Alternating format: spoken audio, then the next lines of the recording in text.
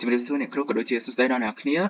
ពួកយើងមកពីក្រុមទី11ដែលមានសមាជិកទាំងអស់4នាក់មានដូចជារតនាវណ្ណច័ន្ទសុផាវីពងចុកសិច័ន្ទនិងខ្ញុំឈ្មោះវុតវិចិត្រហើយនៅថ្ងៃនេះដែរពួកយើងបកស្រាយទៅនឹងចម្ពោះទី11ដែលមានចំណងជើងថា Reliability Engineering នៅក្នុងចម្ពោះនេះផងដែរគឺយើងនឹង cover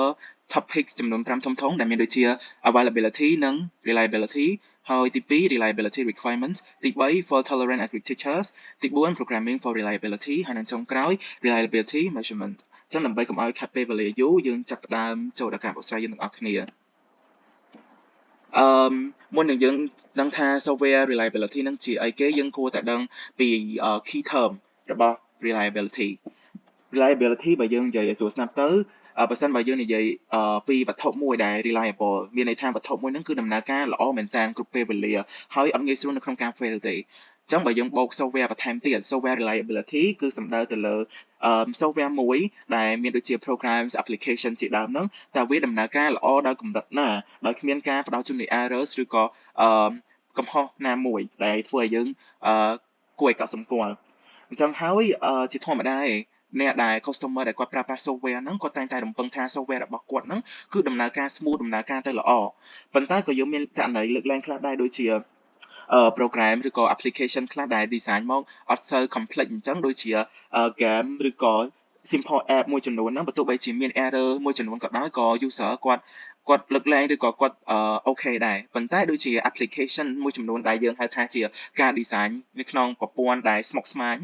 គឺទាមទារឲ្យមានhigh reliability ខ្លាំងមែនទែនមានន័យថា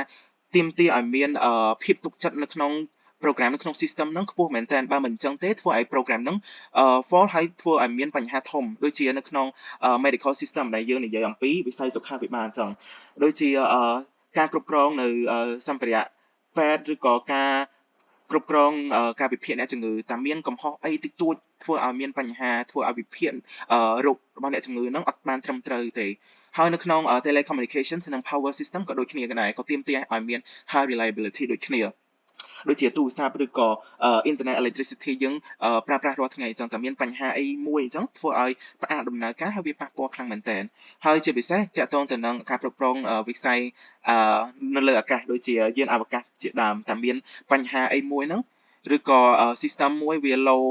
reliability ធ្វើឲ្យ system ទាំងមូលហ្នឹង fail ហើយធ្វើឲ្យវា down ហើយធ្វើឲ្យមានបញ្ហាដូចជាធ្លាក់យន្តហោះឬក៏បញ្ហាអីផ្សេងៗអញ្ចឹងទៅចឹងហើយរាល់ system ណាដែលវា critical គឺគេទាមទារឲ្យមាន high reliability ខ្លាំងមែនតើនៅក្នុងផាកនេះផងដែរគឺគេចង់បង្ហាញតាក់ទងទៅនឹង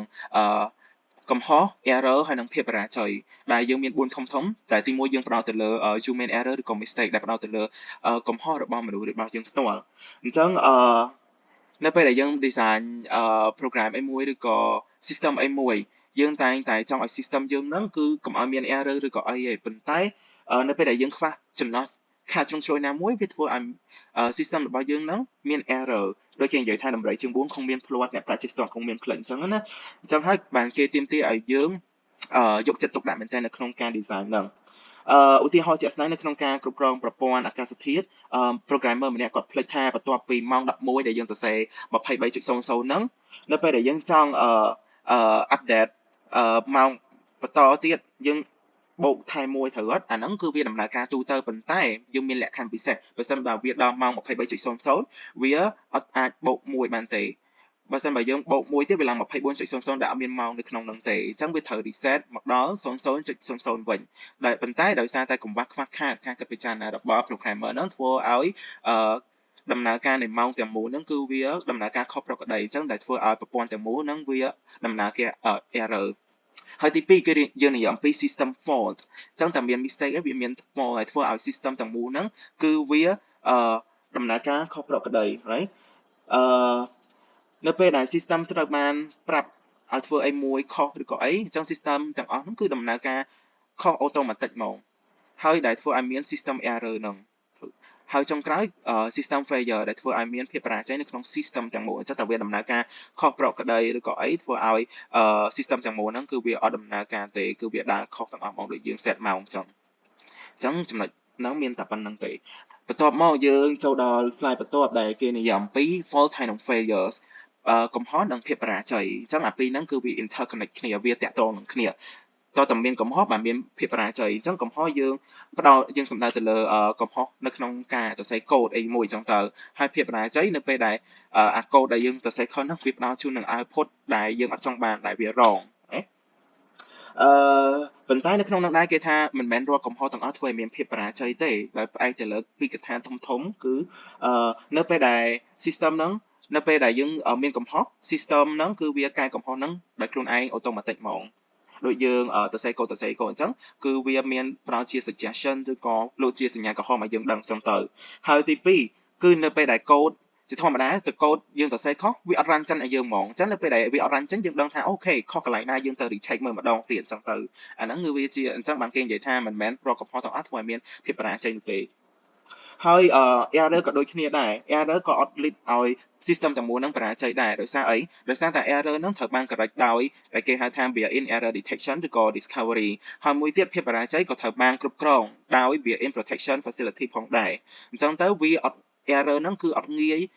ធ្វើឲ្យ system ទាំងមូលបរាជ័យទេលុះត្រាតែអត់មានអី protect ឬក៏យើងអត់មាន use អីសោះបានធ្វើឲ្យ system ទាំងមូលហ្នឹងបរាជ័យអាហ្នឹងគឺជាចំណុចដែលគេចង់ផ្ដោតទៅលើ false ហើយនិង failure ហ្នឹងស្លាយបន្ទាប់គឺគេនិយាយការគ្រប់គ្រងនៅភាពកំហុសគឺយើងមាន3ធំមាន fault avoidance fault detection ហើយនិង fault tolerance ដែល fault avoidance មានន័យថាយើងជៀសវាងកុំឲ្យមានកំហុសហ្នឹងអញ្ចឹងតើធ្វើបែបម៉េចដើម្បីជៀសវាងកុំឲ្យមានកំហុសហ្នឹងគឺយើងត្រូវតែ design system ហ្នឹងដែលយកចិត្តទុកដាក់តាំងពីដើមរហូតដល់ចប់អ្នកខ្លះគាត់ design system មកគាត់ពីមុនគាត់អត់សូវយកចិត្តទុកដាក់ទេអញ្ចឹងអាការអត់យកចិត្តទុកដាក់របស់យើងហ្នឹងដែលធ្វើឲ្យមានកំហុសហ្នឹងអញ្ចឹងទៅយើងត្រូវតែចេះ organize develop flow យើងហ្នឹងឲ្យល្អដែលយើងអាចផ្ដោតទៅលើ software development life cycle អញ្ចឹងដែលជាធម្មតាយើងត្រូវ analyze យើងត្រូវ design យើងត្រូវ develop យើងត្រូវ testing deployment ហើយយើងត្រូវ maintaining អីជាដើមអញ្ចឹងនៅពេលដែលយើង follow អាហ្នឹងបើទោះបីជាមានបញ្ហាក៏ដោយក៏យើងអាចបញ្ហាហ្នឹងគឺវាមានភាគរយតិចមែនតើដោយសារតែយើងច្បាស់នៅក្នុងការធ្វើប្រព័ន្ធ system របស់យើងដែលពេលដល់វិធីសាស្ត្រទី2ការគ្រប់គ្រងទី2គឺជា fault detection មានន័យថាការរក fault អញ្ចឹងនៅពេលដែលយើងខំទប់ស្កាត់អីហើយខំជៀសវាងកុំឲ្យមាន fault អីហើយប៉ុន្តែចុងក្រោយវានៅតែមានអញ្ចឹងយើងនៅតែមានវិធីសាស្ត្រគឺយើងត្រូវស្វែងរកfault មួយនឹងដែលយើងអាចប្រើverification technique ហ្នឹងដើម្បីឆែកថា system ហ្នឹងគឺវាជួបទៅនឹងcriteria ឬក៏ specification ដែលយើងចង់បានរបស់វានៅហើយមួយទៀតយើងអាចប្រើ validation technique ហ្នឹងដើម្បីធានាថា system ទាំងមូលហ្នឹងគឺuser របស់យើងគឺចង់បានដំណើរការបែបហ្នឹងហើយយើងអាច deploy verification ហើយនិង validation technique ហ្នឹងទាំងពីរបញ្ចូលគ្នាមុននឹងយើងផ្ដល់ជូន system ឲ្យ customer របស់យើងប្រើប្រាស់ហើយចំណុចទី3គឺ fault tolerance មានន័យថាបើទោះបីជាមានកំហុសនឹងក៏ដោយប៉ុន្តែយើងកុំឲ្យចោះចាញ់ don't give up យើងខំប្រឹងធ្វើឲ្យ system ហ្នឹងយើង design ហ្នឹងផ្លាស់ប្ដូរពីមានន័យថានៅពេលដែលមាន fault អញ្ចឹងយើងកុំឲ្យអ្នកខ្លះគាត់ថាអូកំហុសច្រើនឬក៏ error ច្រើនគាត់បោះបង់ចោលកុំឲ្យអញ្ចឹងអីកំហុសទាំងអស់ហ្នឹងឯងគឺជាមេរៀនដែលបង្រៀនឲ្យយើងដឹងពីពេលខ្លះយើងអត់ដឹងឲ្យតើមានកំហុសហ្នឹងបានយើងដឹងថាអូអានេះគួរតែផ្លាស់ប្ដូរអញ្ចឹងផ្លាស់ប្ដូរអញ្ចឹងទៅអាហ្នឹងគឺជាមេរៀនបទពិសោធន៍របស់យើងអញ្ចឹងយើងត្រូវតែអត់ធន់នៅពេលដែលមាន fault កើតឡើងចំពោះ slide បន្តគឺគេនិយាយអំពី reliability achievement អញ្ចឹងដូចខ្ញុំនិយាយ slide ពីមុនអញ្ចឹងដើម្បីទទួលបានភាពទុកចិត្តសមិទ្ធផលនៃភាពទុកចិត្តបានគឺយើងផ្ដោតទៅលើ3ធំយើងប្រើវិធីសាស្ត្រ3ធំ fault avoidance fault detection និង fault tolerance ហ្នឹងដែលខ្ញុំបានប្រាប់ពីមុនអញ្ចឹងអាហ្នឹងវាដូចតែគ្នាទេហើយនេះគឺជាការបង្ហាញនៅ graph ដែលតាក់ទងទៅនឹងការកើនឡើងនៃការremove នៅកំហុសអញ្ចឹងយើងឃើញយើងឆ្ងល់ហើយអាក្រាបនៅនេះគេអាក្រាបនៅខាងក្រោមនេះគឺគេបង្ហាញពីចំនួនតួលេខនៃ error ហើយអាក្រាបនេះគឺគេបង្ហាញតាក់ទងនឹងតម្លៃនៃការ error អញ្ចឹងerror កាន់តែច្រើនតម្លៃទាបerror កាន់តែខ្ពស់error កាន់តែទាបតម្លៃកាន់តែខ្ពស់ហេតុអីដោយសារតែerror ច្រើនគេដឹងថាគួរកែរបៀបណាដល់ពេល error តិចមានន័យថាយើងកែ error ពីមុនបានច្រើនហើយប៉ុន្តែដល់ពេល error តិចហ្នឹងយើងពិបាករកមែនតើពេលខ្លះយើងអត់ដែរជួប error ហ្នឹងទៀតអញ្ចឹងបានជាហេតុដែលធ្វើឲ្យតម្លៃវាកាន់តែខ្ពស់ចំណុចបន្ទាប់គឺយើងនិយាយអំពី availability ហើយនិង reliability ចឹងយើងគួរតែដឹង key term យ៉ាងដូចគ្នាដែរ reliability យើងបានដឹងហើយចឹងនៅ availability មួយទៀតចំពោះ availability គឺយើងនិយាយអំពីថាតើ system មួយហ្នឹងគឺវាដំណើរការហើយវារួចរាល់នៅក្នុងការប្រើប្រាស់នៅក្នុងពេលវេលាជាក់លាក់ណាមួយហើយឬនៅអាហ្នឹងយើងសំដៅទៅលើ availability ចំពោះ reliability គឺដូចយើងដឹងហើយគឺតកតងទៅនឹងភាពជឿជាក់ភាពទុកចិត្តនៅក្នុងប្រព័ន្ធ system មួយហ្នឹងអញ្ចឹងឧទាហរណ៍បើសិនបើ app អាកាសធាតុហ្នឹងវា reliable អញ្ចឹងមានន័យថាវាផ្ដល់ជូនទៅនឹង data ដែល update ហ្នឹងគឺត្រឹមត្រូវគ្រប់ម៉ោងទាំងអស់ដោយគ្មានការជូន error ទេហ្នឹងគេហៅថា reliability ចំពោះavailability វិញបើសិនបើ website មួយគឺមាន0.999 availability ចាំមានថាវាដំណើរការល្អ 99.9% នៅរាល់ពេលអញ្ចឹងវា down តាមមួយនាទីក្នុងមួយថ្ងៃទេអាហ្នឹងនិយាយអំពី availability បន្ទាប់ពីយើងនិយាយអំពី reliability និង specification អឺដែលនៅក្នុងនោះដែរគឺនៅពេល design មួយតែងតែមាន rule ឬក៏ដែលគេហៅថា specification រៀងៗខ្លួននៅក្នុង system មួយអញ្ចឹងទៅគេថានៅក្នុង system មួយគេត្រូវហៅ reliability លុះត្រាតែ system ហ្នឹងគឺវាដំណើរការដោយផ្អែកទៅលើ specification ឬក៏ rule ដែលគេបានដាក់ហ្នឹងប៉ុន្តែនៅក្នុងនោះដែរក៏គេនិយាយថាមិនមែន rule ទាំងអស់សុទ្ធតែល្អនោះទេវា perfect នោះទេអញ្ចឹង specification មួយចំនួនហ្នឹងអាចនឹងផ្ដល់ជូនទៅនឹងខុសឬក៏វា incomplete អញ្ចឹងទៅអញ្ចឹងអីដែលល្អយើងត្រូវតែមើល system ហ្នឹងម្ដងហើយម្ដងទៀតយើងក៏ត្រូវមើល specification នឹងដែរប៉ុន្តែគាត់ថាយើងត្រូវតែ adaptable flexible ទៅតាមនឹងផងដែរហើយម្យ៉ាងទៀតអីដែលសំខាន់គឺ user គាត់អត់ដែល read specification ហ្នឹងទេចឹងហើយពេលខ្លះគាត់គិតថាអីដែលយើង design ហ្នឹងបើទោះបីជាយើង follow ទៅតាម rule ឬក៏ specification ក៏ដោយក៏គាត់ថាវាអត់ reliable ដែរហ្នឹងក៏វាជាបញ្ហាមួយផងដែរហើយស្លាយបន្ទាប់យើងនិយាយអំពី perception of reliability ការយល់ឃើញនៃការទុកចិត្តឬក៏ reliability ហ្នឹងអញ្ចឹងអីដែល user គាត់គិតដែលជា reliability ហ្នឹងគឺវាអត់ដូចទៅនឹងនិយមន័យនៅក្នុងពាក្យបច្ចេកទេសដែលគេបានចែងទុកទេនៅក្នុង reliability ទេហើយហើយមួយទៀតទីកន្លែងដែល system ត្រូវបានប្រើប្រាស់ហ្នឹងក៏វាជាសំខាន់ដែរពីព្រោះអីមិនមែន system ទាំងអស់គឺវាដំណើរការល្អនៅក្នុងមជ្ឈដ្ឋានមួយឬក៏មជ្ឈដ្ឋានផ្សេងទេឧទាហរណ៍software ដូចគ្នាប្រើនៅក្នុង Office នៅក្នុង Office ហ្នឹងគេថាប្រើទៅល្អប៉ុន្តែនៅពេលដែលយើងប្រើប្រាស់នៅក្នុង University ធ្វើឲ្យ software មួយហ្នឹងវាមានលក្ខណៈផ្សេងហើយធ្វើឲ្យsoftware ហ្នឹងវាអត់ reliability ទេដោយសារតែមជ្ឈដ្ឋានខុសៗគ្នាចឹងទៅតម្រូវការខុសៗគ្នាហើយមួយទៀតផលវិបាកនៃភាពបរាជ័យនៅក្នុង system ហ្នឹងក៏វាជះឥទ្ធិពលទៅនឹងការយល់ឃើញterm ដែលគេហៅថា reliability ដែរផងដែរអញ្ចឹងឧទាហរណ៍ជាក់ស្ដែងបើសិនបើយើងរស់នៅក្នុងទីកន្លែងមួយដែលសឹងតែអត់ភ្លៀងតែម្ដងអញ្ចឹងយើងកំហួរប្រើប្រដាប់ជូតកញ្ចក់ប្រដាប់ជូតកញ្ចក់យើងហ្នឹងឡានជូតកញ្ចក់យើងហ្នឹងអញ្ចឹងទៅបើទោះបីជាwipers ឬក៏ឡានជូតកញ្ចក់ហ្នឹងវាអត់ដំណើរការល្អក៏ដោយក៏យើងអត់សូវ care ដែរហើយយើងនៅតែគិតថាខាងមួយហ្នឹងវា still reliable right ដោយសារតែភាពបរាជ័យវាហ្នឹងគឺវាតិចតួចខ្លាំងមែនតើប៉ុន្តែយើងក៏លេចមើលឧទាហរណ៍មួយផ្សេងទៀតបើសិនបើសុកឡានយើងឈប់ដំណើរការតែម្ដងហើយបើកអត់ទៅមុខទេអញ្ចឹងធ្វើឲ្យមាន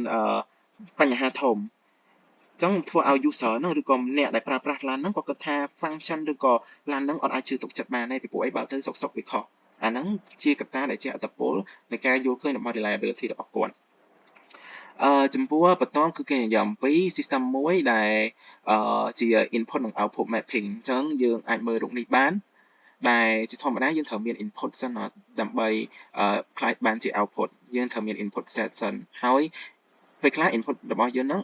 មានជា error អញ្ចឹងទៅ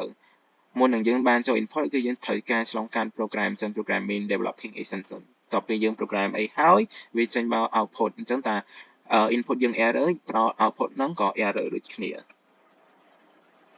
ចំពោះចំណុចបន្ទាប់គឺគេនិយាយអំពីavailability perception អញ្ចឹងនៅក្នុង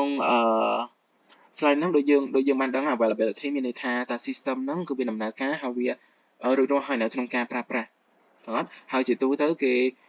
គិតថា availability percentage ហ្នឹង 99.95% តើវាត្រឹមត្រូវអត់វាអត់ទាន់ត្រឹមត្រូវទេដោយសារគេអត់ទាន់ផ្ដោតទៅលើគេអត់ទាន់ទៅលើមើលពីកត្តាធំដែលជាអត្តពល availability perception ហ្នឹងដែលកត្តាទី1កត្តាមនុស្សអញ្ចឹង system មួយថាមនុស្សប្រើតិចតួចវាទោះបីជាមានបញ្ហាក៏ដោយក៏អត់អីដែរប៉ុន្តែបើសិនបើកំឡុងពេលដែលមនុស្សកំពុងតែប្រើប្រាស់ system ហ្នឹងច្រើនបើមានបញ្ហាធ្វើឲ្យ system ហ្នឹងទាំងមូលមានអារម្មណ៍ថាគឺវា worse វាមានបញ្ហាធំមែនតើអាហ្នឹងជាកត្តាមួយកត្តាមនុស្សចំនួនមនុស្សកាន់តែប្រើប្រាស់ច្រើនធ្វើឲ្យជាអត្តពលខ្លាំងទៅដល់ availability perception ហើយកត្តាទី2គឺកត្តានៅការប្រើប្រាស់ system រយៈពេលនៃការប្រើប្រាស់ system អញ្ចឹងតា system វា down ក្នុងរយៈពេលខ្លីវា error តិចតួចឬក៏វា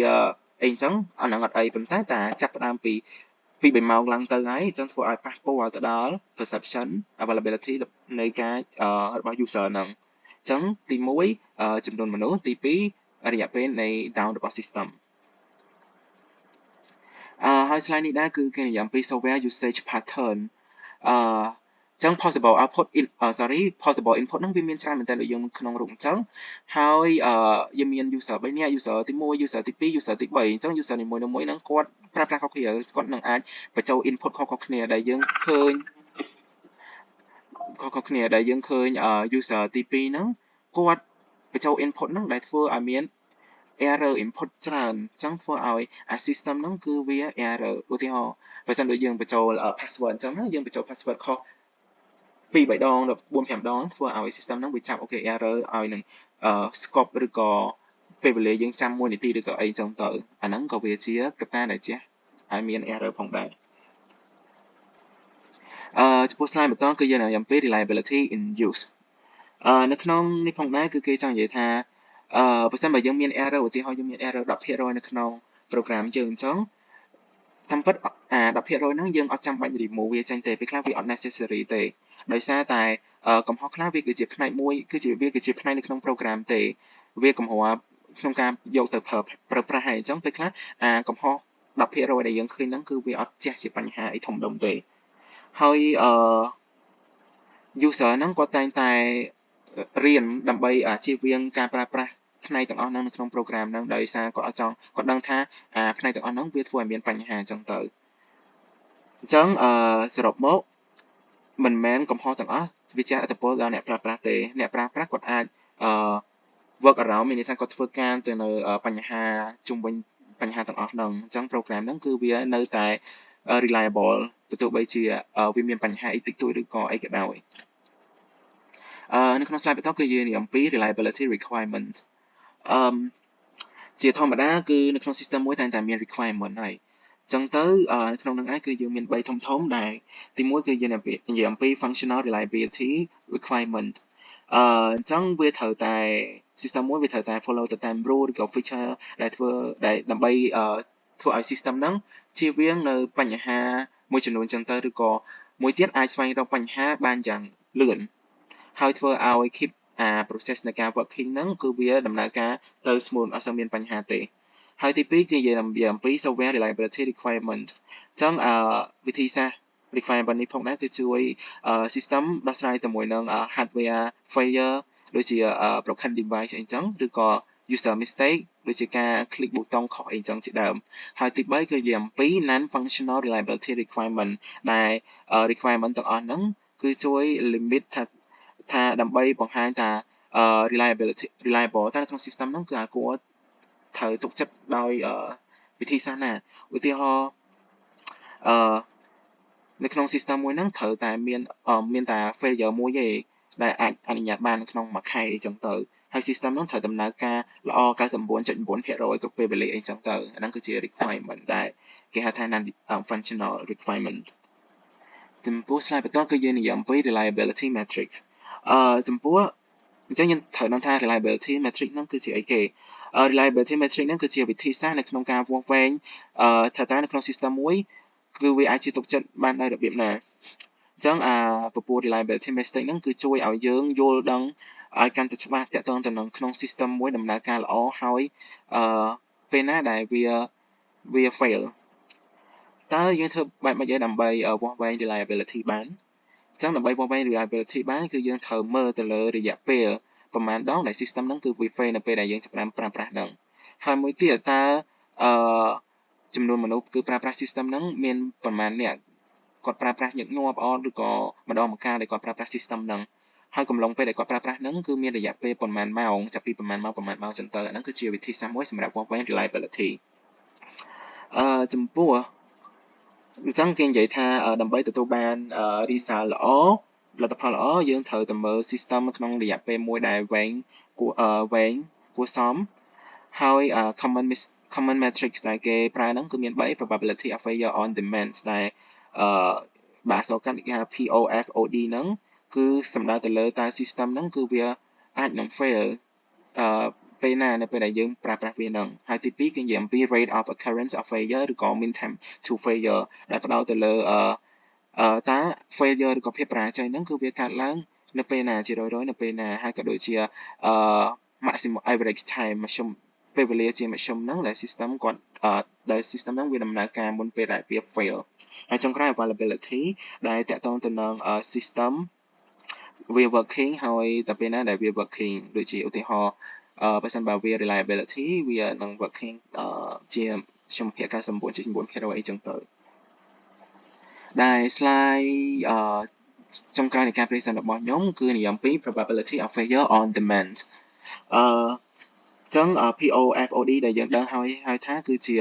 ឱកាសដែល system មួយហ្នឹងគឺអាចនឹង fail នៅពេលដែលយើងសួរវានៅក្នុងការធ្វើអីមួយចឹងទៅចឹងសួរថាហ្នឹងវា useful វាមានសារៈអត្ថប្រយោជន៍នៅពេលណាវាមានអត្ថប្រយោជន៍សម្រាប់ system ដើម្បីនៅពេលដែល system ហ្នឹងអត់សូវបានប្រើជាញឹកញាប់ហើយមួយទៀតហ្នឹងនៅពេលដែលយើងចង់ប្រើប្រាស់ system មួយហ្នឹងយើងវាសំខាន់ដែល make sure ថាឲ្យ system ហ្នឹងគឺវា work ឧទាហរណ៍បើសិនបើនៅក្នុងរោងចក្រគីមីមួយដែលជាធម្មតាគេអត់សូវបានប្រើប្រាស់ច្រើនទេតែមាន emergency ហ្នឹងគេត្រូវបិទ system ហ្នឹងហើយប៉ុន្តែនៅក្នុងករណីដែលយើងចង់យកមកប្រើប្រាស់ម្ដងចឹងតែបើសិនបើវា fail នៅពេលដែលយើងត្រូវការហ្នឹង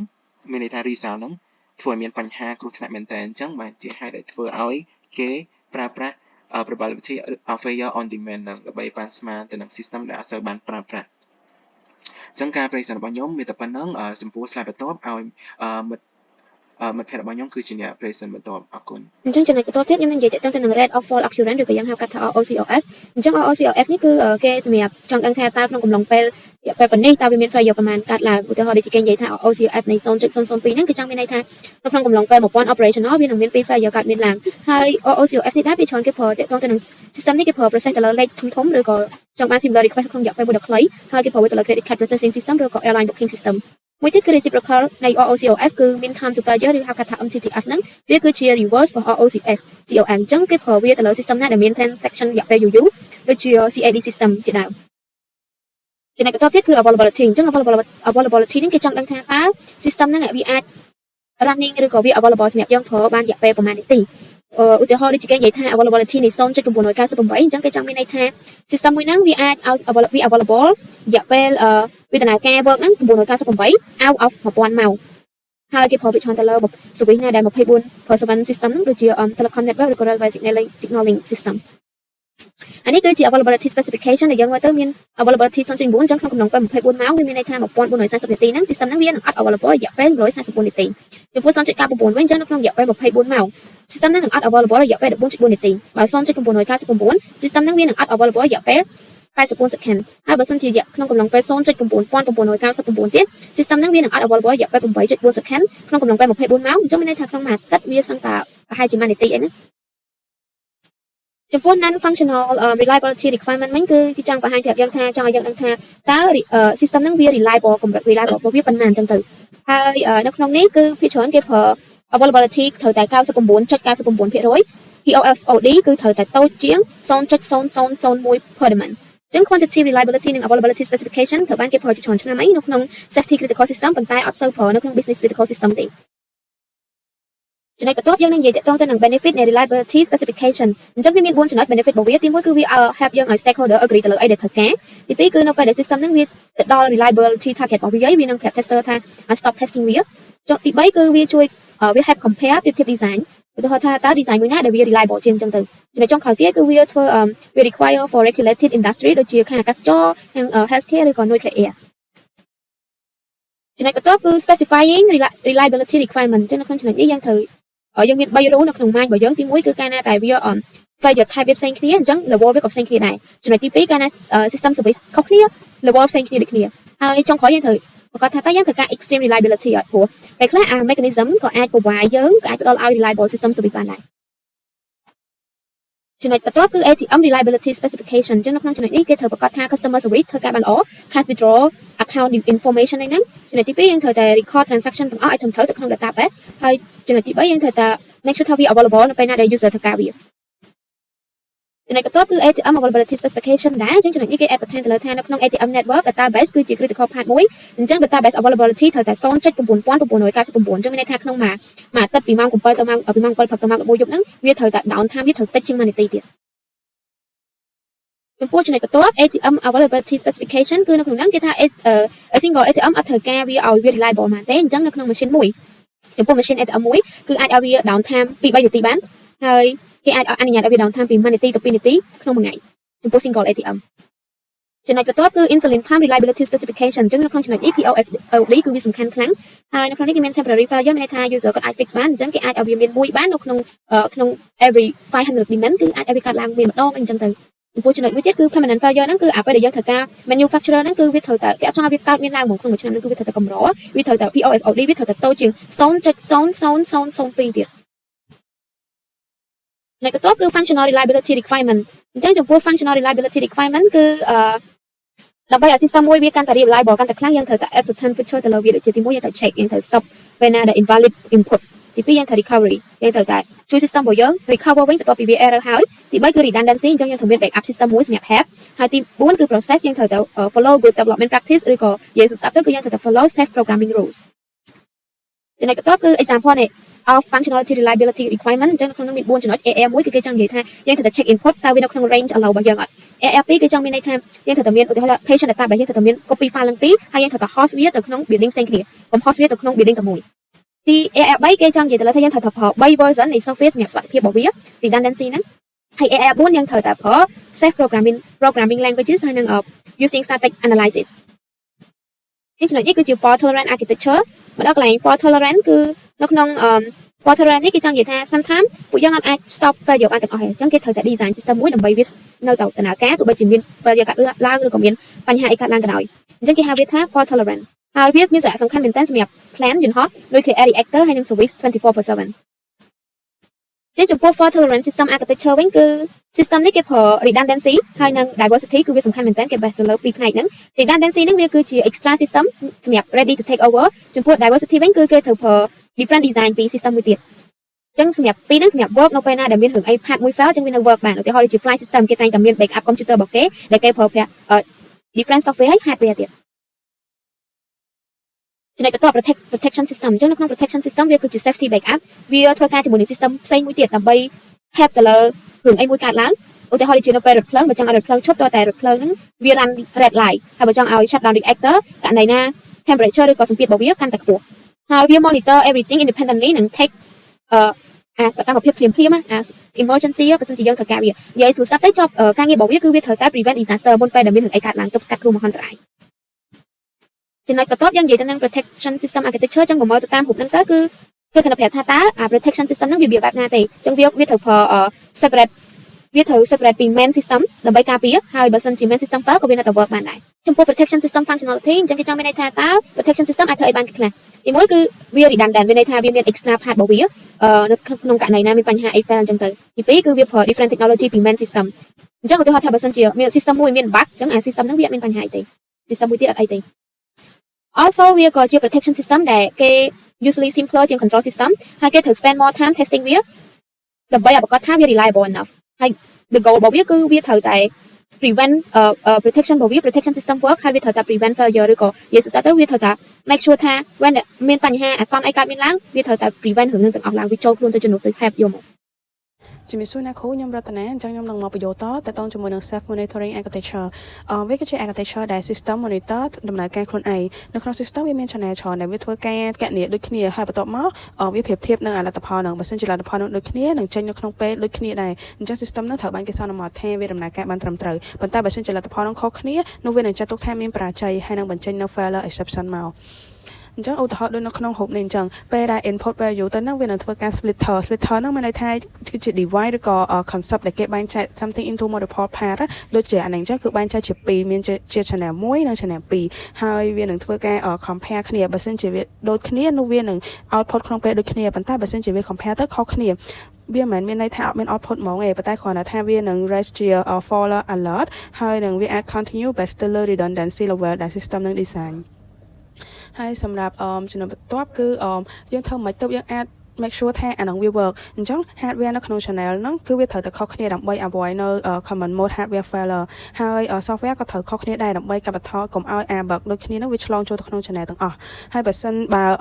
មាននៅ high ability អាចប្រើនៅ several self checking system ធ្វើការទាំងអស់គ្នាបានហើយដូចនៅក្នុង Airbus ក៏ប្រើនៅ method នឹងដែរសម្រាប់ flight control system របស់វាហ្នឹងឥឡូវយើងមកមើលពីAirbus flight control system architecture ថាវាដំណើរការមិនអញ្ចឹងដូចយើងបានឃើញនៅក្នុងរូបហ្នឹងគឺយើង send input ទៅគ្រប់send ជា input value ទៅទាំងអស់មាន primary flight control system 1 system 2 system 3ហើយនិង secondary flight control system 1និង system 2អញ្ចឹងវាធានាថា system ទាំងអស់ហ្នឹងគឺទទួលបាន data ដូចគ្នាដើម្បីដំណើរការនៅក្នុង parallel ហើយនៅក្នុង system មួយដូចជា primary flight control system មួយនេះអញ្ចឹងគឺវា splitter វា send data ហ្នឹងទៅ channel 1និង channel 2ហ្នឹងហើយអញ្ចឹងអាហ្នឹងគឺជាផ្នែកនៃ self monitoring system channel ទាំងពីរហ្នឹងគឺធ្វើការកណនីដូចគ្នានៅក្នុងការដើម្បី check ទៅ consistency ហើយវាធ្វើការ check comparison output ទាំងពីរហ្នឹងថាបើសិនជា output ទាំងពីរហ្នឹងវាត្រូវគ្នាអញ្ចឹង system ហ្នឹង assume ថាវាដំណើរការបានល្អប៉ុន្តែបើសិនជា output ហ្នឹងវាអត់ត្រូវគ្នាទេវានឹង alert ជា fail អញ្ចឹងទៅហើយសម្រាប់ output ជាមួយនឹង status នេះគឺ pass to filter នេះអញ្ចឹង filter ហ្នឹងគឺវាទទួលទាំងពីរទាំង output និង system status ហើយវានៅ design ថា to pass the output forward បើសិនជា system ហ្នឹងវា healthy ប៉ុន្តែ to ignore it បើសិនជាវា detect បានទៅលើ fail ថាមាន fail អញ្ចឹងហើយសម្រាប់ការ combine filter output ហ្នឹងទាំងអស់ហ្នឹងគឺយើងយកតែ healthy output ទេនៃ filter ហ្នឹងឯងសម្រាប់ final control output ណាហើយទោះបីជាមានមួយឬក៏ពីរ system ណាដែល fail ក៏ដោយក៏ផ្សេងទៀតនៅតែអាច maintenance self operation បានដែរហើយសម្រាប់ចំណុចនេះគឺយើងនឹង discuss ទៅលើ Airbus architecture ថាតើធ្វើម៉េចទៅគេអាច design នៅ Airbus flight control system ដែលវា reliable ហើយ fault tolerant ជាពិសេសនោះគឺវាមានសុវត្ថិភាពបានអញ្ចឹងនេះនៅក្នុង Airbus flight control system ហ្នឹងគឺគេប្រើនៅគេបែងចែកប្រើជា5កុំព្យូទ័រខុសៗគ្នាហើយ any one of them គឺអាច take over និង run បានអញ្ចឹងមានន័យថាបើសិនជាមួយណា fail ឧទាហរណ៍ថាអាទី1 fail អញ្ចឹងទៅអាផ្សេងទៀតគឺ ready នឹង continue បន្តអាហ្នឹងគេហៅថា redundancy ហើយ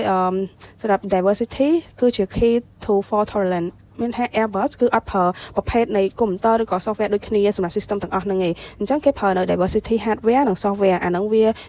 avoid single point of failureសម្រាប់ primary system និង secondary system ហ្នឹងគឺវាខុសគ្នាគ្រាន់តែ primary system ហ្នឹងគឺវា handle ទៅលើការងារច្រើនហើយវាប្រើនៅ one type of processor ហើយសម្រាប់ secondary system គឺជា backup system ដែលយើងប្រើនៅ different type of processor បើសិនជាមានបញ្ហានៅក្នុង one processor គឺវាអត់ affect ទៅអាផ្សេងទៀតទេសម្រាប់នេះការប្រើនៅ chipset ហ្នឹងគឺវា more safety មានន័យថាអា chipset ហ្នឹងគឺវាជា small hardware component ណាគឺយើងបានមកពីកន្លែងផលិតខុសៗគ្នាអញ្ចឹងពេល hardware វា fall អញ្ចឹងវាទៅវាអត់ងាយ affect ទៅលើ system ទាំងអស់ក្នុងពេលតែមួយទេហើយសម្រាប់ secondary system នេះគឺវាដូចខ្ញុំបាននិយាយអញ្ចឹងវាជា backup system ដែលវាកើត complex ហ្នឹងតិចជាង primary ហើយវាងាយស្រួលនៅក្នុងការ test ដោយសារវាអត់ងាយ fail ហើយវា handle តែ critical function ដែលត្រូវការដើម្បី keep aircraft ឲ្យមានសុវត្ថិភាពណាសម្រាប់ software channel នីមួយៗយើង develop ដោយ team ផ្សេងៗគ្នាហើយគេប្រើនៅ programming language ហ្នឹងក៏ខុសគ្នាដែរដើម្បី make sure ថាយើងអត់ make the same mistake ឧទាហរណ៍ថា primary system ហ្នឹងគឺប្រើ C++ ចឹងទៅហើយដល់ពេល secondary system គឺប្រើនៅ language ផ្សេងអញ្ចឹងសរុបមក Airbus flight control system ហ្នឹងគឺមានការប្រុងប្រយ័ត្នមែនទែននៅក្នុងការ design ណាដើម្បី avoid ទៅលើ system failure ហើយគេចឹងមិនគេប្រើនៅ multiple computer គេប្រើ different hardware simpler backup ហើយនិង software diversity ទោះបីជាមាន part ណាមួយ fail ក៏ដោយក៏ system ហ្នឹងនៅតែ keep staying safe ហើយវា operational អូខេអញ្ចឹងចូលដល់ចំណុចបន្ទាប់គឺនិយាយតាក់ទងពី N version programming on version programming ហ្នឹងមានន័យថា software version ច្រើនជាធម្មតា3 version វា run នៅក្នុងពេលតែមួយហើយលទ្ធផលដែលយើងទទួលបានហ្នឹងគឺគេប្រើនៅ majority voting ដែលជាការ vote មួយដែលគេគិតទៅលើលទ្ធផលណាច្រើនជាងពាក់កណ្ដាលចឹងគេប្រើអាហ្នឹងដើម្បីជ្រើសរើសយកលទ្ធផលដែលត្រឹមត្រូវហើយវិធីហ្នឹងគឺបានមកពី triple modular redundancy ដែលប្រើសម្រាប់ hardware នេះTMR ហ្នឹងដែលជាពាក្យពេញ triple modular redundancy ហ្នឹងអាហ្នឹងនៅក្នុង hardware TMR ហ្នឹងវាមាន3 identical component ដែលវាធ្វើការដូចគ្នាបើ razor មួយខុសវានាំឲ្យថៃ assume ថា part ហ្នឹងមាន fail ហើយអាពីរទៀតហ្នឹងនៅតែអាច provide នៅ correct output បានវា work អញ្ចឹងដោយសារតែ hardware fail ជាញឹកញាប់វា random ឯហើយមិនមែនមានន័យថាគ្រប់ part ទាំងអស់សុទ្ធតែ fail នៅក្នុងពេលតែមួយទេឧទាហរណ៍ដូចនៅក្នុងរូបនេះអញ្ចឹងគឺទោះជាឧទាហរណ៍ថាវាមានយក input ទៅវាចូលទៅ A1 A2 A3 អញ្ចឹងទោះបីជា result ឧទាហរណ៍ថា A1 នេះវាខុសតែ A2 មួយ A3 នេះវាត្រូវអញ្ចឹងវានៅតែអាចផ្ដល់នៅ correct output បានព្រោះតែយើងប្រើនៅ majority voting មិញដែលយើងជ្រើសរើសយកលទ្ធផលដែលវាច្រើនជាងពាក់កណ្ដាលអញ្ចឹងបើសិនជា A2 មួយ A3 នេះវាច្រើនវាចេញលទ្ធផលមកដូចគ្នាអញ្ចឹងមានថា 2 vs 1 អញ្ចឹង output នៅតែអាចត្រូវដែរសម្រាប់example តើតើជាមួយនឹង N version programming វិញគឺដំបូងគឺយើង import ទៅវាបែងចែកវា split file ទៅជា3 version 1 version 2 version 3ចឹងទៅហើយឧទាហរណ៍ថា version 1នេះគឺប្រើ C++ ហើយ version 2ប្រើ Java version 3ប្រើ Python អញ្ចឹងទៅអញ្ចឹងteam ទាំងអស់ហ្នឹងគឺវាទទួលបាននៅ specification ហ្នឹងដូចគ្នាតែគ្រាន់ថាវាទៅ say code independently អញ្ចឹងហើយ system ហ្នឹងគឺវា compare output ហ្នឹងឧទាហរណ៍ថា version 1នេះវា angle វាបាន15 degree អានេះ15 degree ដែរដល់ពេលអានេះតែ10 degree ទេអញ្ចឹងមានន័យថាដោយសារអាពីរនេះវា15 degree អញ្ចឹងអានេះតែ10 degree ទេអានេះគឺវាខុសគេវា fail យើងអាច assume វាថានឹងវា fail អញ្ចឹងអា output របស់យើងនេះគឺវានឹង select យកអា output ដែលវាត្រូវគ្នាពីរនេះអញ្ចឹងអានេះគឺជា accurate result ចុងក្រោយជា final result ដែលយើងនឹង output វាមកហ្នឹងអូខេហើយនៅក្នុង system version នីមួយៗគឺ develop ដោយ team ផ្សេងៗគ្នាហើយ design ក៏ផ្សេងគ្នា code ក៏ផ្សេងគ្នាដែរអញ្ចឹងគំនិតនៅក្នុងហ្នឹងវាមានភាគរយតិចដែល team នីមួយៗហ្នឹងគឺបង្កើតកំហុសដូចគ្នាសម្រាប់ software diversity គឺដើម្បី improve ទៅលើ fault tolerance យើង rely on software diversity មានន័យថាការ implement ខុសគ្នានៃ system ដូចគ្នាអញ្ចឹងដើម្បីប្រើវាបានហ្នឹងគឺគេប្រើ use different programming language យើងប្រើ programming language ខុសៗគ្នាទៅហើយយើងប្រើនៅ tool ក៏ដូចជាការ design method ហ្នឹងក៏ខុសគ្នាដែរហើយសម្រាប់ការសរសេរដែលយើងប្រើនៅ algorithm ផ្សេងគ្នាដើម្បីធ្វើរឿងដូចគ្នាព្រោះថាអញ្ចឹងពេលដែលយើងប្រើ algorithm ខុសគ្នាទៅវាអាចជួយកាត់បន្ថយនៅ bug ដែលដូចគ្នាបានសម្រាប់ challenge ក៏ដូចជា problem ជាមួយនឹង diversity ការ design diversity ហ្នឹងគឺដូចថា team គឺភាគច្រើនគឺមាននៅអាវិធីនៅក្នុងការគិតនិងដោះស្រាយហ្នឹងវាស្តៀងគ្នាដល់ពេលចឹងទៅវាធ្វើឲ្យការបង្កើតកំហុសមកហ្នឹងក៏វាចេញមកស្តៀងគ្នាដែរហើយផ្នែកខ្លះនៃ system ហ្នឹងគឺពិបាកនៅក្នុងការ build ចឹងទៅធ្វើឲ្យយើង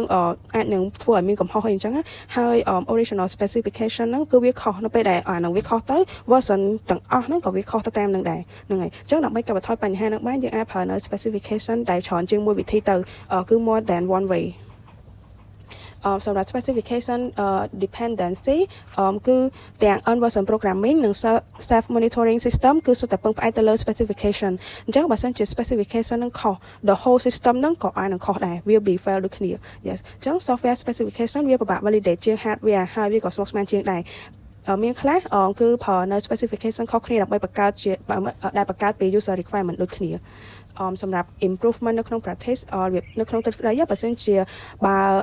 diversity និង independent អាច achieve បាន on version programming អាចធ្វើឲ្យប្រព័ន្ធមាន reliability និង availability ខ្ពស់ដូចគ្នាអញ្ចឹងសរុបមក fault tolerant architecture ហ្នឹងគឺវាជួយឲ្យ system នៅតែអាច reliable បានទោះបីជាមាន fail នៅ part ខ្លះក៏ដោយហើយមិនថាជា self monitoring on version programming ឬក៏ software diversity គឺសុទ្ធតែមាន strength និង challenge ដូចគ្នាទេតែគ្រាន់តែ based on performance ក៏ដូចជាការប្រើ critical system ដូច aircraft ដែលយើងបានឧទាហរណ៍មួយនឹងអញ្ចឹងចូលដល់ចំណុចបន្ទាប់គឺតកតងពី programming for reliability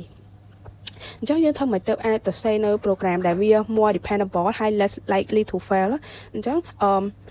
reliable system គឺ start ជាមួយនឹង code programming practice ដើម្បីយើង follow ទៅតាម simple ក៏ដូចជា important and technique ដែលវាសំខាន់ណាយើងអាចទីមួយគឺ avoid fail មុនពេលវាកើតឡើងហើយ detect a fail ហ្នឹងបើសិនជាវាកើតឡើងហើយនឹង tolerant fail without crashing the system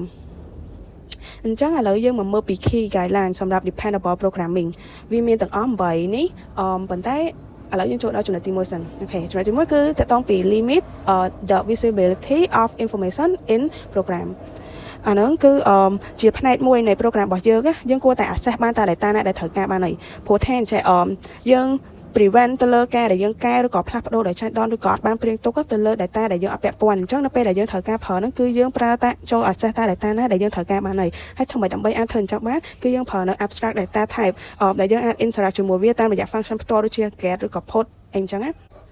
ហើយចូលដល់ចំណុចទី2គឺ check all input validity អាហ្នឹងគឺគ្រប់ program ទទួលបាន input ពី user ពី file ឬក៏ពី system ផ្សេងអីអញ្ចឹងទៅហើយពេលខ្លះ input ទាំងអស់ហ្នឹងក៏វាអាចខុសវាអាច web page វាអាចមានមេរោគមានគ្រោះថ្នាក់អីចឹងទៅពេលយើងបើកវាហ្នឹងអញ្ចឹងហើយគឺយើងត្រូវការ check ទៅលើ input ហ្នឹងមុននៅពេលដែលយើងប្រើវាដល់ validity check នេះគឺទី1គឺមាន range check size check representation check ជាមួយនឹង reasonableness check អញ្ចឹងតែការ check ទាំងអស់ហ្នឹងវាមិនដែរឥឡូវខ្ញុំនឹងមក detail មួយដូច range check អញ្ចឹងគឺយើងត្រូវ make sure ថា value ដែលយើងនៅក្នុងហ្នឹងគឺvalue ដែលគេ input មកហ្នឹង user input មកហ្នឹងវានៅក្នុង allow limit ដែលយើងបានកំណត់អញ្ចឹងឧទាហរណ៍ថានៅក្នុង programming language របស់យើងបើយើងកំណត់ពីអាយុគឺយើងកំណត់ពី0ទៅ120អញ្ចឹងទៅហើយអញ្ចឹង user គាត់ពេលដែលគាត់អាច input នៅអាយុដក5ឬក៏អាយុ200ឆ្នាំឯវាហ្នឹងឯវាអត់នៅក្នុង limit ដែលយើងកំណត់ហើយសម្រាប់ size check វិញគឺយើង limit ទៅលើ input size ឧទាហរណ៍ថាសម្រាប់ឈ្មោះអញ្ចឹងគឺយើង limit ត្រឹម40 character អីអញ្ចឹងណាហើយសម្រាប់ reason present check ហ្នឹងគឺយើង avoid invalid character ដូចឧទាហរណ៍ថានៅក្នុងឈ្មោះយើងពេលដែល user input ហ្នឹងគឺអាច input ឈ្មោះជាមួយនឹង number ឬក៏ដាក់តែឈ្មោះហ្នឹងមកដាក់ជា number sort គឺវាអាហ្នឹងគឺវានឹង invalid តែអាហ្នឹងគឺយើងត្រូវ check ទៅលើកន្លែងហ្នឹងហើយចំពោះ reasonableness check ហ្នឹងគឺយើងcheck ទៅមើលទៅលើថាតើ value ដែល user គាត់ input មកហ្នឹងវា make sense អត់វាសមហេតុផលអត់វាអញ្ចឹងឧទាហរណ៍គាត់ដាក់ថាអាយុគាត់200ឆ្នាំឬក៏300ឆ្នាំអញ្ចឹងយើងគិតមើលថាវា make sense អត់វាអត់សមហេតុផលទេហ្នឹងហើយអាហ្នឹងគឺជា validate check ទាំងអស់ហ្នឹងដែលយើងអាចប្រើដើម្បី check ព្រោះអីយើងចង់ prevent ទៅលើ behavior ដែលវាចេញមក unexpected yes ហើយវាក៏ជួយទៅលើការពារប្រឆាំងជាមួយនឹង security risk ដែរសម្រាប់ចំណុចទី3គឺការ provide a handler for all exception អាហ្នឹងមានន័យថាពេលខ្លះមិនថាយើងចេះជួបរឿងអាក្រក់រហូតតែដូចពេលខ្លះទៅបាត់ file ឬក៏អត់ឃើញ file ទៅឬក៏ដាច់ network connection អីអញ្ចឹងទៅអាហ្នឹងទាំងអស់ហ្នឹងយើងអាចហៅវាបានថាជា exception អញ្ចឹងជំនួសឲ្យការដែលយើងចាំតែ check មើល error ហ្នឹង manually រាល់ពេលរាល់ថ្ងៃហ្នឹងគឺយើងគួរតែប្រើនៅ exception handling អាហ្នឹងគឺវាជួយធ្វើឲ្យ code របស់យើងវា clean ហើយងាយស្រួល read ហើយតែក៏យើងត្រូវ make sure ថា program របស់យើងហ្នឹងគឺដឹង how to respond ទៅលើ exception ហ្នឹងដែរកុំឲ្យវា crash នៅ system យើង unexpectedly ពេកចា៎ចឹងចំណុចខ្ញុំមានប៉ុណ្្នឹងទេតទៅមកចំណុចខ្ញុំនិយាយអំពី exception handling ដែលនេះគឺជា diagram របស់វានៅពេលយើងសរសេរ code សរសេរខ្ញុំដាក់ខាងលើហើយសម្រាប់ exception handling code គឺយើងដាក់ខាងក្រោមមកទៅខាងក្រោមហ្នឹងមិនយើងសរសេរ exception handling ចឹងទៅសម្រាប់ exception handling ហ្នឹងដែរគឺវាមាន possible strategy ចំនួន3ដែលទី1ហ្នឹងគឺវា signal ទៅ component ណាមួយដែលវាមាន exception ហ្នឹងហើយវាប្រាប់ពី information និង type របស់ exception ណាមួយហ្នឹងទៅទី2គឺវាធ្វើ process ណាមួយទៅលើ process ដែលវាកំពុងតែមាន exception ហ្នឹងតែនេះវា only possible នៅពេលដែល exception ណាមួយហ្នឹងគឺវាមានព័ត៌មាន enough ពី problem ដែលវាមានហ្នឹងដែរទី3គឺការ hold control ទៅកាន់ system runtime support system ផ្សេងដើម្បីឲ្យ handle exception មួយហ្នឹងតែ exception handling ហ្នឹងវាជា mechanism ឬក៏វិធីមួយដើម្បីផ្ដល់ឲ្យទៅនឹងការ handle កំហុសនីមួយៗដែលកើតឡើងនៅក្នុងម៉ាស៊ីនទី4យើងនិយាយអំពី minimizing the use of error prone construct ដែលវាមានន័យថាការកាត់បន្ថយការប្រើប្រាស់ construct ដែលវាមានបញ្ហាច្រើនហ្នឹងគឺដោយសារតែទី1ហ្នឹង program គឺពេលយើងសរសេរទៅភាគច្រើនយើងច្រឡំដោយសារមនុស្សសរសេរដែរទេនៅពេលដែលមនុស្សសរសេរច្រើន program គាត់ភ្លេចពី relationship ពី program ឬក៏ system ណាមួយវាធ្វើឲ្យមានបញ្ហាជាពិសេសនៅពេលដែលគាត់សរសេរនៅក្នុងអា code construct បែប error prone ហ្នឹងគឺធម្មតា language នីមួយៗនៅពេលដែលមានបញ្ហាមួយវាអាចប្រាប់យើងថាវាមាន problem ប៉ុន្តែសម្រាប់ពេលយើងគាត់ប្រើក្នុង construct មួយហ្នឹងគឺវាអាចធ្វើអញ្ចឹងឲ្យយើងបានទេអញ្ចឹងអាចបញ្ហាដែលទូចវាទៅជាបញ្ហាវាធ្វើឲ្យជាបញ្ហាហ្នឹងធំទៅអញ្ចឹងទៅនៅពេលដែលយើងកូដយើងគួរបើអាចយើងគួរកុំប្រើ error prone construct ហ្នឹងដែល error prone construct ហ្នឹងមានដូចជា unconditional branch ឬក៏ go to statement មាន floating point number មាន pointer មាន dynamic memory allocation ដែលវាអាចធ្វើឲ្យមានបញ្ហាក្នុង memory overflow មាន thorough parallelism និយាយអំពីការ process ដែលវា run ពេលស្របគ្នាធ្វើឲ្យវាមានបញ្ហាក្នុង runtime recursion នៅពេលដែលវាអាចធ្វើឲ្យមាន memory overflow ហើយ interrupt ដែលវាអាចផ្ដាច់ទៅនឹង critical operation ណាមួយពី program ធ្វើឲ្យយើងពិបាកយល់ហើយនឹង inheritance ដោយសារតែ code វាអត់នៅក្នុង file តែមួយទេអញ្ចឹងនៅពេលដែលយើងសរសេរវាអាចនឹងមានការប៉ះពាល់ទៅលើ behavior change ឬក៏ការយល់នៃ code ហ្នឹងទីបន្តមកទៀតយើងមាន aliasing ដែលយើងក្នុងអាហ្នឹងយើងប្រើឈ្មោះច្រើនជាងមួយទៅលើ state variable ណាមួយដែលមានតែមួយទីបន្តមកទៀតយើងមាន unbounded array ដែលវាអាចនឹងធ្វើឲ្យមាន buffer overflow ហើយនឹងបន្តចុងក្រោយគេនោះយើងមាន default input processing គឺនៅពេលដែលយើងដាក់ input អីដែលគេទី input យើងដាក់ខុសដល់ type ដែលគេសួររកដែលវាអាចនឹងធ្វើមានបញ្ហាឬក៏មាន program failure ទី5យើងនិយាយអំពី providing restart capability អាកន្លែងហ្នឹងគឺនិយាយអំពីអាកន្លែងហ្នឹងគឺយើងនិយាយអំពីរបៀប design របស់ computer សម្រាប់កន្លែងណាដែលយើងត្រូវពេញច្រើនជាពិសេសនៅក្នុង file ឬជាពេលខ្លះត្រូវការពេញ form ពេញអីច្រើនពី user អញ្ចឹងបើសិនជាវាមានបញ្ហាអាក់អួលទៅលើម៉ាស៊ីនហ្នឹងគឺយើងអត់ចង់ឲ្យគាត់អង្គុយពេញតែមកទាំងអស់វិញទេគាត់ត្រូវតែមានកន្លែងណាមួយអាច restart ហើយម៉ាស៊ីនត្រូវតែមាន copy របស់គាត់នៅក្នុងហ្នឹងដែលវាមានពីរប្រភេទហ្នឹងគឺទី1គឺវា keep copy form ដែលគាត់ទៅ save ហើយហ្នឹងដើម្បីកុំឲ្យគាត់ពេញសារឡើងវិញនៅពេលដែលវាមាន problem ឬក៏អាចត្រូវ save periodically ដែលមានន័យថាវា save តាមវត្តពេលដែលគាត់បញ្ចប់មួយវគ្គគឺវា save មួយវគ្គបញ្ចប់មួយវគ្គមួយ save មួយវគ្គអញ្ចឹងទៅនៅពេលដែលគាត់ restart អាហ្នឹងគឺវាបើកចូលអាគាត់ last save ហ្នឹងទី6យើងនិយាយអំពីការ check array bound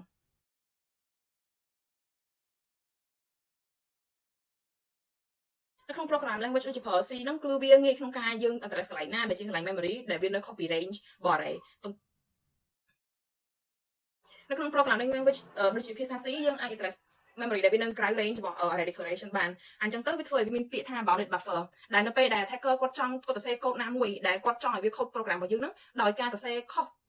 លើសពី top element ក្នុង array របស់យើងហ្នឹងបើសិនជានៅក្នុង language ដែលយើងទៅសេហ្នឹងអត់មាន bound checking ទេយើងគួរតែ check ថា array access របស់យើងគឺវានៅក្នុង bound នៃ array ហ្នឹងដែល bound ហ្នឹងវាមានន័យថាគឺ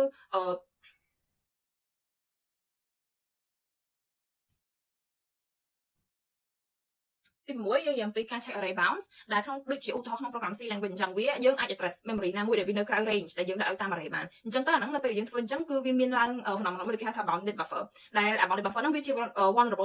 vulnerability មានន័យថាវាជាចំណុចខ្សោយមួយនៅពេលដែល attacker គាត់សេកូដណាមួយទៅសេលើសពី top element ដែលមាននៅក្នុង array មួយហ្នឹងទៅគឺវាធ្វើមានបញ្ហាហ្នឹងកើតឡើងហើយបើសិនជា language របស់យើងអត់មាន include bound checking ហ្នឹងទេឬក៏ការ check មើលថាវាចប់វា end នៅណាហ្នឹងទេអញ្ចឹងយើងគួរតែ check មើលខ្លួនឯងថាតើ array access របស់យើងហ្នឹងគឺវានៅក្នុង bound ហ្នឹងអត់ទី7យើងនិយាយអំពី time out នៅពេលដែលយើងហៅ external component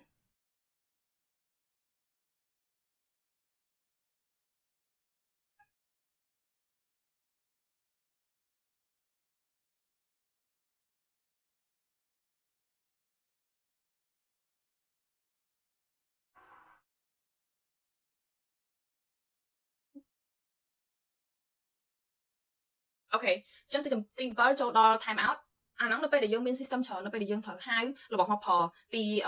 ថាពី server ណាមួយចង់អញ្ចឹងយើង expect ថាវានឹង load ឲ្យអញ្ចឹងណាប៉ុន្តែនៅពេលដែលវាអត់មានបញ្ហាវាអត់មានអី load ឲ្យយើងអត់ចង់ឲ្យវានៅតែ recover នៅតែ loading screen ក្នុងរហូតទេអញ្ចឹងដើម្បីកុំឲ្យវាមានបញ្ហាមួយហ្នឹងយើងគួរតែមាន time out នៅក្នុង program របស់យើងឬក៏ system របស់យើងមានន័យថានៅពេលដែលយើងទៅ save ឧទាហរណ៍យើងត្រូវ fetch ព័ត៌មានណាមួយពីកន្លែងណាមួយហើយបើសិនជាយើងបើវា take longer than យើងដាក់ម៉ោងចោះ15នាទីឬក៏30នាទីបើសិនជាវា take longer than that system មួយហ្នឹងគឺវាត្រូវតែ assume failure ហើយត្រូវធ្វើ action ណាមួយដើម្បី recover ពីហ្នឹងទី8យើងនិយាយអំពីការដាក់ឈ្មោះ constant ដែលវា represent អីដែលយើងកំពុងមានបញ្ហាហ្នឹងជាពិសេសនៅពេលដែលយើងធ្វើកូដយើងសរសេរកូដគឺគ្រូគាត់តែប្រាប់ថាយើងសរសេរឈ្មោះកូដយើងសរសេរឈ្មោះឲ្យដូចទៅនឹងអីដែលយើងកំពុងតែបញ្ហារបស់យើងចង់ដាក់ឈ្មោះវានេះជាងការប្រើប្រាស់ឈ្មោះដោយការដាក់អក្សរ A ឬក៏ដាក់លេខ1លេខ2លេខ3អញ្ចឹងយើងត្រូវដាក់ឈ្មោះវាដូចទៅនឹងបញ្ហាឬក៏ដូចទៅនឹងអ្វីដែលវា present ឲ្យអញ្ចឹងនៅពេលដែលវាមានការផ្លាស់ប្ដូរក្នុង constant change មួយវាយើងអត់ត្រូវពិបាកថាយើងទៅ check មើលថាអូនេះលេខ1មានថា limit យើងគ្រាន់តែ change តែពាក្យដែលយើងបានដូរហ្នឹងគឺយើងស្រួលទៅរកវា Oh my god ចុះទី8យើងចូលដល់ការដូរឈ្មោះទី8យើងចូលដល់ការដាក់ឈ្មោះ constant ដែល represent អីដែលវាមានមែនតើអញ្ចឹងជាងការដាក់លេខ1លេខ2ជំនួសឲ្យវាយើងគួរឬក៏អក្សរ A B យើងគួរតែ instead យើងដាក់ឈ្មោះអីដែលវា represent ទៅនឹងបញ្ហាដែលយើងកំពុងតែធ្វើហ្នឹងឧទាហរណ៍យើងកំពុងតែធ្វើហ្នឹងឬក្នុងគណៈនេះដូចថាមានពាក្យ tax rate អញ្ចឹងជាងក្នុងការដាក់អក្សរ A B ទៅណាហ្នឹងយើងគួរតែសេពាក្យហ្នឹងពេញចូលនៅពេលយើងធ្វើអញ្ចឹងយើងអត់ងាយក្នុងការវាយហៅខុសប្រើហើយនៅពេលយើងចង់ផ្លាស់ប្ដូរអីវាគឺយើងស្រួលចង់តកែវាណាអញ្ចឹងចូលមកដល់ reliability measurement ហើយបើគេធ្វើអាហ្នឹងគឺគេធ្វើអាហ្នឹងដើម្បី access ទៅលើ reliability នៃ system ណាមួយមានន័យថាវាអាចទទួលយកអីបានខ្លះដើម្បីក្នុងការធ្វើអាហ្នឹងយើងត្រូវមានព័ត៌មានពី operation មួយហ្នឹងតែព័ត៌មានយើងត្រូវការហ្នឹងគឺយើងត្រូវការចំនួននៃ system failure នៅពេលដែលយើងមាន request ឲ្យ system ណាមួយដែលអាហ្នឹងគឺយកមកប្រើដើម្បីគណនារកមើលដើម្បី pull fault វាមានពាក្យកាត់របស់វាដល់ស្វ័យក្រោយគេនឹងបង្ហាញហើយអានេះគេអត់គិតមើលថាពេលវេលាវាមិនសំខាន់គឺគេចង់ដឹងតែ number of system failure តែប៉ុណ្្នឹងឯងទី2យើងនិយាយអំពី time ឬក៏ number ឬក៏ចំនួននៃ transaction នៅក្នុង between នៅចន្លោះ system failure ណាមួយបូកជាមួយនឹងពេលវេលាដែលវា take ដើម្បីធ្វើ transaction ណាមួយដើម្បីអាហ្នឹងយើងយកទៅ measure root cause ហើយនឹង MTTF បន្តមកទៀតនិយាយអំពី repair ឬក៏ restart time ដែលវាជាបន្ទាប់ពី system failure ដែលវាធ្វើ receiver អញ្ចឹងគឺដើម្បីវាស់អាហ្នឹងគេអត់វាស់មើលតែពេលថា system failure វាត្រូវការ take វាត្រូវការ take ពេលប្រហែលវាក៏វាស់ទៅលើថា system ហ្នឹងពេលដែលវាមាន system failure ហ្នឹងហើយវាត្រូវការពេលប្រហែលទៀតមកដល់ system ឬក៏ operation ណាមួយអាចដើរបានដែរ ចឹងសម្រាប់ reliability testing ឬក៏ test data statistic នោះគឺវាត្រូវការឲ្យយើង run program ចោលឡើងទោះជាវាអត់ទាន់ reach requirement level នៃ reliability នឹងក្រោយតែអានេះផងដែរនោះយើងអាចយកធ្វើបែបដើម្បី defect បាននេះលក្ខណៈយើងអាចយក defect testing យកមកធ្វើជាគោលបាននេះព្រោះអីវាអត់ reflect ទៅលើ normal type normal pattern នៃមនុស្សធម្មតានៅពេលដែលគេប្រើ software ហ្នឹងអញ្ចឹងយើងត្រូវតែប្រើ set of data ផ្សេងដែលវាមានលក្ខណៈស្តៀងទៅនឹងរបៀបដែលមនុស្សប្រើធម្មតាសម្រាប់ statistical testing ហ្នឹងយើងត្រូវតែអញ្ចឹងនិយាយទៀតថាក្នុង statistical testing ហ្នឹងគឺយើង test មើលថាវាអាច take execute បានខ្លះជាងការរើមើល fault detection ដោយការ measuring ហ្នឹងគឺវាអនុញ្ញាតឲ្យយើងមើល reliability នៃ system ណាមួយថាវាអាច take execute បានខ្លះអញ្ចឹងទៅអញ្ចឹងបើសិនជាបញ្ហាឧទាហរណ៍ថាកន្លែងហ្នឹងមានន័យថាបើសិនជាក្នុង system ណាមួយមានបញ្ហាក្នុង every request ថាមាន 1000 request មានបញ្ហាមួយអញ្ចឹងយើងអាច test តែ 1000 ដងបានទេយើងគួរតែ test លើសពីហ្នឹងដើម្បីឲ្យដឹងថាព័ត៌មានអីខ្លះយើងហៅចុចទី3គឺនិយាយអំពីថា acceptable level of reliability should be specified នេះយើងគួរតែដាក់ថាតាមម៉ាស៊ីនមួយហ្នឹងគួរតែ pass អីគេបានវាគេហៅបានថាជា reliable software អញ្ចឹងទៅហើយបើយើងគួរតែ test ចុះ test ឡើងរហូតទាល់តែវា meet requirement ដែលយើងបានដាក់ពីដំបូងហ្នឹងអញ្ចឹងសម្រាប់ reliability measurement ហ្នឹងទី1គឺយើង identify operational profile prepare test data set apply test to system ហើយបើយើងគិតមើលថាបើយើងគិតចេញចម្លើយថា reliability វានឹងមិនដែរអញ្ចឹងយើងចូលមកដល់ problem នៃ reliability measurement ហ្នឹងវិញគឺទី1ហ្នឹងគឺពេលខ្លះ operational profile នីមួយៗហ្នឹងវាអត់ដូចទៅនឹងអីដែលគេធ្វើនៅក្នុងជីវិតមែនតើទេមាន user នីមួយៗគាត់ធ្វើអញ្ចឹងទេអញ្ចឹងពេលខ្លះវាអត់ accurate វាមិនជា accurate representation ពី behavior របស់ data មួយហ្នឹងទី2គឺវា high cost នៅពេលដែល data នីមួយៗហ្នឹងអត់ auto generate អញ្ចឹងមានន័យថាយើងត្រូវធ្វើខ្លួនឯងវាអស់លុយច្រើនវាអស់ពេលច្រើនដែរទី3យើងនិយាយពី statistical uncertainty អញ្ចឹងវាជាបញ្ហានៅពេលដែល system យើងវាដែលវា reliable system យើងតែចង់ដឹងថា system ហ្នឹងវា reliable ប៉ុណ្ណាអញ្ចឹងដើម្បី test ម៉ាស៊ីនណាដែលខ្លាំងម៉ាស៊ីនណាដែលគេថាអូវាជាម៉ាស៊ីនដែលវាអត់ងាយខូចអញ្ចឹងយើងត្រូវការយើងត្រូវការ data រត់ទៅច្រើនពេលរត់ទៅច្រើនដើម្បី test ទៅលើហ្នឹងទី4យើងនិយាយពីការ recognizing failure ហ្នឹងដែលពេលខ្លះពេលដែលមានបញ្ហាហ្នឹងគឺបញ្ហាហ្នឹងវាអត់ច្បាស់លាស់ថាវាជាបញ្ហាទេអញ្ចឹងដែលធ្វើឲ្យវាមានការមើលខុសយល់ដឹងខុសអំពីម៉ាស៊ីនហ្នឹងចឹងទៅអញ្ចឹងចូលមកដល់ operational profile ដូចយើងនិយាយអញ្ចឹងការ test របស់ម៉ាស៊ីនយើងអត់ test មើលកំហុសទេយើងចង់ដឹងថាតាមម៉ាស៊ីនមួយហ្នឹងវាអាច take គេបានខ្លះអញ្ចឹងយើងអាចយក default defect មក test បានទេយើងត្រូវតែយក data ណាមួយដែលវាដូចទៅនឹងreal life usage of software មួយហ្នឹងហើយអាហ្នឹងគេហៅថា operational profile ដែលអាហ្នឹងវាអាច generate បានតាម data maintain click អំពី system ដែលមានស្រាប់ឬក៏ការប្រើប្រាស់ហ្នឹងឬក៏ generate ចេញពី assumption ណាមួយដែលមើលទៅលើ pattern នៃម៉ាស៊ីននេះគឺជា diagramអញ្ចឹងសម្រាប់ការ generate operational profile វាគួរតែអាច generate បានតាមបែប automatic បើសិនជាអាចដោយប៉ុន្តែ ពួក automatic ហ្នឹងក៏វាអាចនឹងពិបាកក្នុងការប្រើប្រាស់នៅក្នុង interactive system ដែរវាអាចនឹងស្រួលសម្រាប់ការ test data ធម្មតា normal data ប៉ុន្តែវាអាចនឹងពិបាកនៅពេលដែលយើងដាក់input ដែលអត់ត្រូវជាមួយនឹងអីដែល system required ហើយវាពិបាកក្នុងការ create data សម្រាប់ពួកវានឹងដែរហើយសម្រាប់អានេះដូចយើងនិយាយអញ្ចឹងពេលខ្លះយើងអាច generate វាបានពី existing system ប៉ុន្តែសម្រាប់ system ដែលថ្មី usage pattern គឺយើងអត់ដឹងទេថា user ដែលពេលគាត់ប្រើហ្នឹងគាត់នឹងធ្វើអីខ្លះទៅលើម៉ាស៊ីនមួយហ្នឹងអញ្ចឹងអាហ្នឹងវាអាចពិបាកក្នុងការ generate operational profile វាអត់ static ទេមានថាវាអត់នៅដដែលរហូតទេនៅពេលដែល user គាត់រៀនអំពី system ណាថ្មីមួយគាត់នឹងប្រើប្រាស់វាទៅតាមអីដែលគាត់ធ្លាប់ដឹងហើយគាត់ដូររបៀបប្រើប្រាស់ទៅតាមអីដែលម៉ាស៊ីន required ចុះសម្រាប់ key point គឺ software reliability អាចងាយស្រួល achieve បានដោយការ avoid ទៅលើបញ្ហាការ detect ហើយនឹង remove បញ្ហាណាមួយមុននឹងការធ្វើ deploy system ឬហើយនឹងការធ្វើ exception handling ដើម្បីឲ្យ system នៅតែអាច run បានបន្ទាប់ពីមាន system failure ហើយ reliability requirement ហ្នឹងគឺវាអាចរាប់បានជាតួលេខនៅក្នុង system ណាមួយនៅពេលដែលត្រូវការ specification ហើយខនាតរបស់វាហ្នឹងយើងគិតជា POFOD ដែលវាមានន័យថាជា probability of failure on demand ហើយនឹង ROCOF ដែលមានពាក្យពេញថា rate of occurrence of failure ហើយនឹង availability ដែលយើងស្ដីកាត់ថា avail functional reliability requirement គឺជា requirement សម្រាប់ការដើរនៃម៉ាស៊ីនអញ្ចឹងវាអាចជួយចូល check ហើយនឹងចូលមើលទៅលើការរបៀបដដែលនៃ requirement ដែលវាជួយ system ក្នុងការមានជាមួយ requirement នៃ non functional reliability dependable system គឺ system ដែលល្អ architecture system ដែលល្អគឺជា architecture system បែបដែល design សម្រាប់ការដាក់បញ្ចូលទៅលើខាង fault tolerance ហ្នឹងដូចជា exception handling ហ្នឹងអញ្ចឹងក្នុង system architecture ច្រើនណាស់ដែលវាមាន style វាគឺ support ទៅលើការដាក់បញ្ចូលនៃ exception handling ហ្នឹងគឺឧទាហរណ៍គឺក្នុងហ្នឹងផងដែរមានប្រភេទ protection system self monitoring ហើយនឹង inversion programming កន្លែងនេះគេនិយាយថា software diversity ហ្នឹងគឺពិបាកពីព្រោះថាវាអត់យើងអត់អាច ensure ថាក្នុង version របស់ software មួយគឺវាអាច independent ហ្មងឯងអញ្ចឹង dependable program គឺវា rely ទៅលើ redundancy នៅក្នុង program ណាមួយដែលវា check ទៅលើ validity មានថាភាពត្រឹមត្រូវនៃ input ណាមួយហើយនឹងតួលេខនៃ variable របស់ program ណាមួយការតែបែប statistic គឺយើងយកមក estimate reliability នៃ software ណាមួយដែលវាពឹងពាក់ទៅលើការ test system ជាមួយនឹង data ដែល match ដែលដូចទៅនឹង operational profile ហើយ reflect ទៅលើការចែកចាយនៃ input របស់ system នៅពេលដែលវាកំពុងតែត្រូវបានប្រើប្រាស់អញ្ចឹងថ្ងៃហ្នឹងខ្ញុំអស់ចំណុចហើយអ្នកគ្រូសូមអរគុណក្នុងការស្ដាប់ហើយនឹងជម្រាបលា